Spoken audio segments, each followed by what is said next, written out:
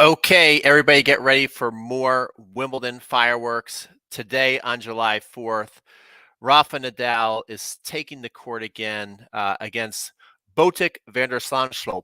I don't know if I said it right, but I just listened to Botic say it when he was asked at the U.S. Open. He admitted it was tough. So if you guys want to bash me for not getting exactly right, I think I'm in the ballpark because I just listened to him say it, and I'm not going to say it again. I'm just going to call him Botic the rest of the time. Anyway, again, I would think that Botic could give Rafa trouble on grass when you look at the matchup. Another big dude with a big game that sometimes in the past has given Rafa trouble on the grass.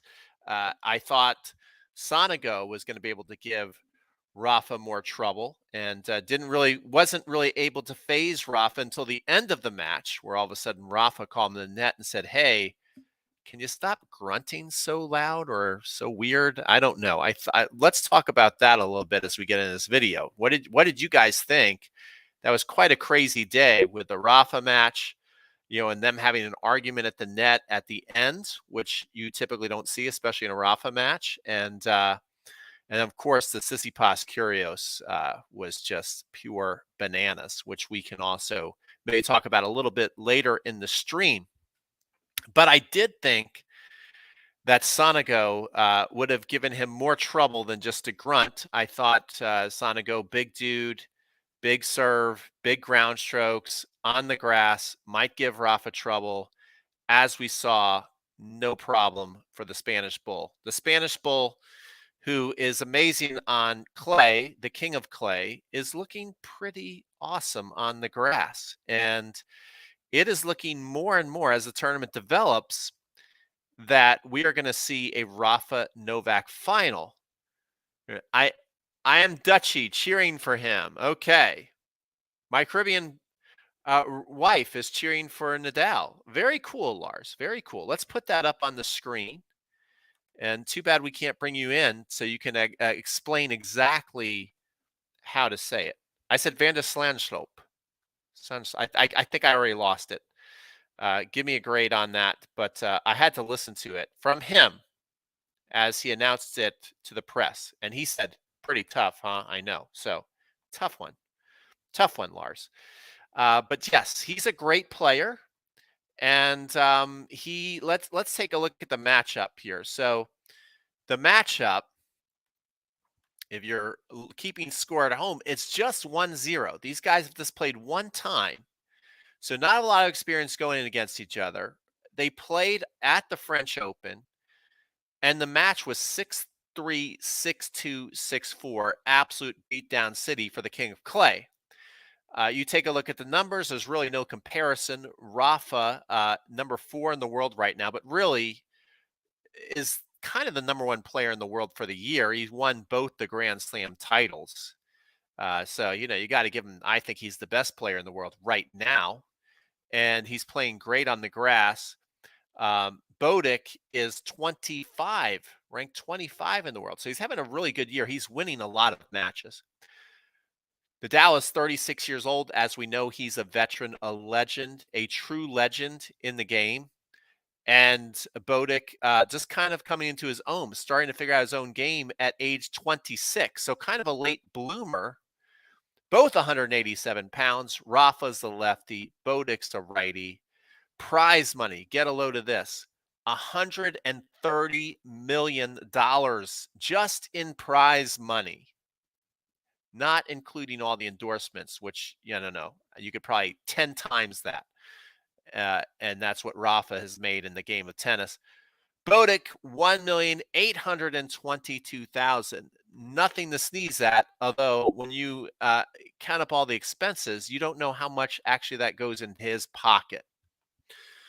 Lars says that is close. Lars says that's close. Thank you, Lars. And what else do you say? Nadal is a monster, hard to beat. I would love to see a final between Kyrgios and Nadal. Now, I actually think it would be a semifinal, and which is very, very possible. I do believe that for Nadal to get to the final, if Kyrgios does not lose, he would have to face him in the semifinals. Let me know if that's correct on that. I believe they're both been playing on the same day, which means they're on the same side of the draw. So I believe they're going to play in the semifinals. So that would be really cool. I would love to see Nadal play Kyrgios in the semifinals and beat him. It's been fun to see Kyrgios in creating the circus. But I'd much rather see a Djokovic Nadal final going for the GOAT. This their GOAT epic saga continuing at Wimbledon. That's what I'd rather see. Nick certainly, I guess you have to argue at this point, is good for the game because he has more eyes on the game, and people are talking about it outside of tennis, and even myself, who it sometimes is completely disgusted. I can't turn off the TV. So you got me, Nick. But you sure are one hell of a jerk, and I'm not really rooting for you. You're just an absolute jerk. Okay, Jason Lane says yes. Nadal and Kyrgios would be the semifinal, so that would be a good one, and certainly Kyrgios tennis wise and also emotionally wise. I mean, everything he brings into the game, if he's not going to get defaulted, that's a lot to deal with on the other side of the net. Playing somebody who can take the racket out of your hand with a serve, like his serve is incredible at Indian Wells, and it might be more at Wimbledon. He won 64% of his serve points without having to play a second ball. That's over 6 out of 10 times you're throwing a serve in. You don't need to hit another ball. Wimbledon, is really, really favors a great server. So, he can take the racket out of your hand with the serve. His forehands, his backhands are amazing. Plus the absolute mental chaos he creates as he gets away with murder, and you have got to figure out a way to deal with it. Nick can beat anybody in this tournament for sure. So if Nick got to Nadal, who would you pick? Nick, that was how Nick first came on the scene. That's how he first really understood what Nick was capable of, is he came from out of nowhere and beat Nadal at Wimbledon. Okay, so that big serve, big body prototype, Kyrgios was one of those guys who upset him. So yeah, and that is the thing. Kyrgios was actually stable with his tennis this time. I hated him in the past, love him now. As long as he doesn't mentally break himself down, he has unbelievable touch for the ball. Well, that's true. I agree and I disagree. Here's the thing. When Nick used to, one thing that people are giving him credit for, just because now he's actually trying, they're acting like he is maturing, like he's acting better somehow just because he's winning. He's not acting any better. And if you watched him play Tsitsipas, and I'm not giving Tsitsipas a pass at all, Tsitsipas very arguably could have been defaulted for what he did. But Nick, from start to finish, acted like a clown. I mean, it shouldn't be allowed that someone's serving to you and you're having a loud, audible conversation with your box and dropping the F bomb every other word, arguing with the umpire every 2 seconds, arguing with the fans, yelling as loud as you can that you don't want to try anymore. I mean, it is an absolute circus. It's not good behavior. He's not maturing. The only difference is now he's trying. Before, he used to act crazy, and then eventually at some point he would tank. And I guess that's why all the players are trying to remain calm and keep their cool until they can no longer do, which is what happened to Tsitsipas. Tsitsipas for a while just played tennis, kept his cool until he absolutely blew a gasket. Like Nick totally got in his head. So, Nick is not necessarily acting better or being more mature or more stable. He's a stable genius like Trump, right? I mean, he's a genius for sure because he's getting away with murder and he's producing genius tennis. And that's a lot to deal with. That is a lot to deal with. So it'll be interesting to see. Let's see what else we have to say here. Another comment. Kyrgios is a brat, but fun to watch him. I mean, no doubt about it. Guys, no doubt about it. I am not going to sit here and act like I just turn off the TV when Nick was on. Like somebody said to me, "Oh, I would have rather watched the Nadal match, Nadal versus Sonego." Come on. I mean, the Tsitsipas Kyrgios match was way more entertaining than the Nadal match. Way more. It was just an absolute must-watch, crazy event. Okay, so I mean, it is something that's really really hard not to watch and enjoy. I enjoyed the match. Nadal, real goat, vamos. Okay, so let's get back to the Bodek. Okay, let's at least talk about this match because Bodek does deserve some talk here. The guy is winning a lot of matches this year, and if you watch him play, he's really, really good. His serve is great. His forehand is massive. Great big backhand. Can finish at the net. He's got a lot of game. He's really coming on the scene. Again, in the past, this would have given Nadal a lot of trouble. There had been some years where if Nadal wasn't sharp like he is now, Bodek would be a real, real threat to take the racket out of Nadal's hands and do some damage. But maybe they even slow down the grass even more year after year. I don't know what it is, but Nadal looks very, very much at home on the grass this year. It could be that his confidence is so high because he's won both. His motivation is so high. He just has another year of experience. Maybe getting his foot numbed or whatever they did to his foot has him not thinking about his foot. His volley game has gotten a lot better. So all those things, I just don't think Bodek's going to be able to pose much of a threat to Nadal. Uh, even though he has the game in the past to be somebody who could actually upset Nadal, I don't see it happening this year. I think the motivation and the confidence and the timing is so high on Nadal's end this year at Wimbledon that there's only two people that can take him out. And that's the semifinal matchup potentially and the final matchup. The only two people I see taking Nadal out are Kyrgios and Djokovic, which both would be incredible matches to watch. So, yeah, let's see. All right, Lars says, true, but tennis should evolve into something between the current norm and the extreme of Kyrgios. If he can stretch it a bit to get it halfway, that would be great. I mean, it's a tough argument. It is a tough argument because, yeah, to turn on the TV, you're like, I want to watch it. If you are developing a junior, right? If you're developing talent, you don't want to encourage them to act like curious. You want to encourage them to be the type of person that Nadal and Federer have been, who have been extremely entertaining to watch, just letting their tennis do most of the talking, and very entertaining to watch those two. Okay. So tennis was probably in its heyday when you had Nastasi was like the first totally crazy off the wall guy I can remember. Go look up some videos of him. He was nuts. Then Connors, they called him Brat. Then McEnroe came around. They called him Super Brat. And yes, it was must watch TV. And the rest of the tour, like Lars is saying, okay, I'll put this back up on the screen.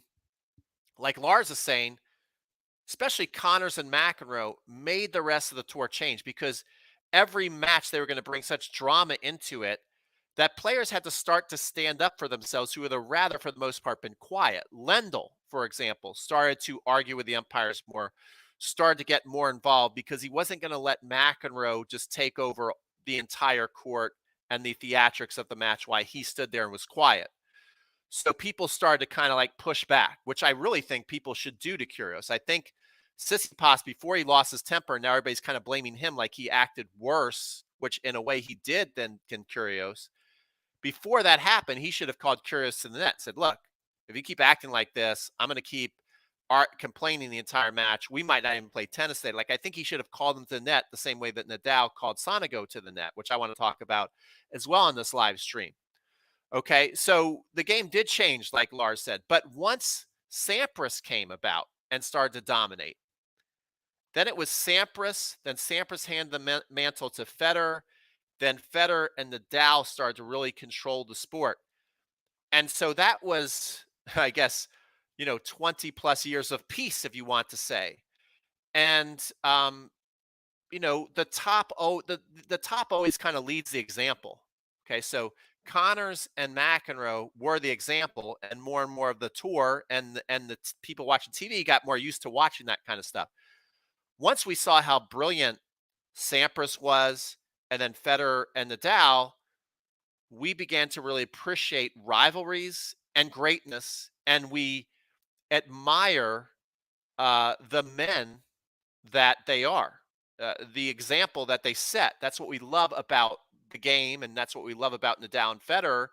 And I think that that's been pretty good enough to turn on the TV. And I think most people would rather watch that. However, it's not as easy to produce that greatness as it is to produce the chaos. As great as Kyrgios is, as amazing a tennis player as he is, he hasn't even come close to winning a Grand Slam. So he's to get his attention, he's not doing it through consistent greatness. He's doing it through flashes of genius, some good results every now and then, and always being a complete ass. That's how he's doing it. So it's much harder to get people to turn the TV on through consistent greatness than it is to, oh man, he might lose today, but we got to see what he's going to do before he loses. So, it's tough. It's tough to say where tennis should really go after the GOATs leave, because it's going to be tough to just, get another Federer, Nadal, Djokovic greatness coming up to keep our interest. To me, Nadal has changed his tennis game to shorten points and move forward into his game. That is actually great on grass. You're absolutely dropping some total knowledge bombs today in our live stream. Why is no one else dropping the bombs that Lars is? I want to see more people commenting. So let's just move on. Nadal is going to beat Botic. Let's move on from that. Let's talk about the controversy that actually Nadal created. Nadal not often creating controversy and arguments, but I thought it was kind of interesting that Sonego started to come back, started to play some great tennis, and Nadal is going to blame it on the grunting was bothering him, but I think it was the grunting getting into his head a little bit, feeling the momentum slip, and then seeing Sonego get really super pumped. Like he was starting to, like hit shots and be a little bit like Jimmy Connors back in the day, getting super excited. And it was agitating Nadal. And he called him to the net and said, hey, let's talk about this. You're distracting me with your grunts. I think Nadal overreacted there. I think Nadal was wrong. Nadal actually said after the match he was wrong, but it didn't change the fact that it got the momentum back on Nadal's side. It bothered Sonego. It's impossible again to ignore. It affects your game. For Tsitsipas, it'd be impossible to ignore and just play regular tennis with Kyrgios doing what he does. If you have one of the greatest players ever, maybe the greatest player ever, call you to the net and scold you on center court, you just can't okay, next point. Like you're going to be walking back to the baseline like, what the hell was that? And he's a jerk for doing that. But am I grunting too much? And should I temper my grunts, or should I say screw him and play my tennis? Like you're going to be like, what just happened? And that's exactly what happened to Sonego. And then Nadal was able to grasp control of the match, get the break, shake hands. They had a minute or two conversation at the net. The umpire kind of said, guys, it's getting awkward. Can you guys stop that? Nadal said, okay, let's talk about it in the locker room.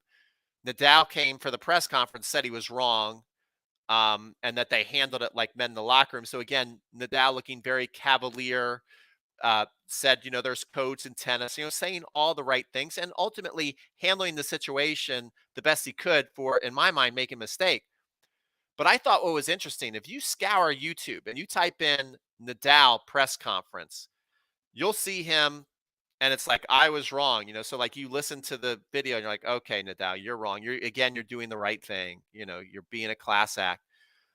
But you won't see one video of Sonego in the press conference. And even if you type in Sonego press conference on YouTube, you will not see one video of him in his press conference. It's all Nadal's press conference. So in a way, I don't know if this was intentionally or not, but like Google and the YouTube algorithm completely just ignored Sonego's press conference because they all have to go in and do a press conference. Where is the video? I would like to know what exactly Sonego thought of being called to the net by Rafa when the momentum clearly had shifted to his side. Like, you could make a very strong argument that if that little moment didn't happen, that they were going 4 sets, that they were going to go 4 sets. And then, you never know what happens in that 4th set. You keep the momentum, you go to 5 sets, it's a coin toss. But didn't happen that way. Nadal was able to gain control, turn into a routine win.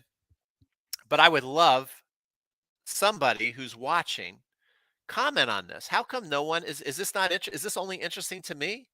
I found it very interesting. And personally, I thought Nadal was wrong, and I would be super pissed off if I was the Karate Kid there.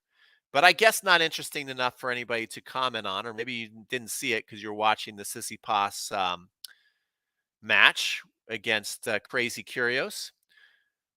So let's shift. Let's just talk about one other thing here before we call it a day, and you guys can watch. What do you guys think of a Kyrgios Nadal matchup? Who would you pick to win in that match? If you're just thinking about pure grass court tennis, you would give the advantage to Kyrgios because he just has more natural grass court weapons. The serve, going to win way more free points off the serve. The forehand, Nadal's forehand is amazing, but it's not bigger. It's not going to penetrate the court through the court the way that Kyrgios is. And touch-wise, the hands, you got to give those skills to Kyrgios. I mean, so a lot is going in his favor. The mental toughness, the experience, the grit, the I'm not going to lose to you because you're a jerk mentality. I think now Nadal had I mean, if you saw the last time Nadal played Kyrgios at the Wimbledon, you saw that Nadal was on a mission. Like, I would rather die than lose to this guy. And I think that Nadal, he won't come out and say it, but I think that's how he feels. I think like Nadal stands for a certain brand of tennis and tradition and work ethic, and Kyrgios goes against all of that. And I think that Nadal would rather die on the court than lose. I mean, he plays. No one's ever played each point as hard as Nadal has done his entire career. But I think it goes to another level now when he plays Kyrgios. He's like, I am not losing to this sideshow Bob clown.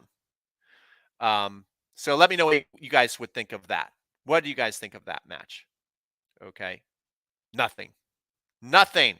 Are you serious? There's not one comment, not one pick. You guys are going to leave me out here to just be by myself the whole time? I thought you guys loved me. Anyway, I guess like this video on the way out. Who do you have winning Wimbledon? I think there's 3 main contenders now. I think the 3 people, and I did say, I was telling all my friends before the tournament started, I'm like, watch out. Nick is going to do some damage at Wimbledon, and he's already done so. So now it's just kind of bonus time. Okay. But the 3 people I think can win Wimbledon at this point are Djokovic, Nadal, and Kyrgios. I see those as the 3 favorites. Who are your top 3 favorites? Comment on the way out. I'm going to leave because no one will talk to me on the live stream anymore, making me feel extremely sad.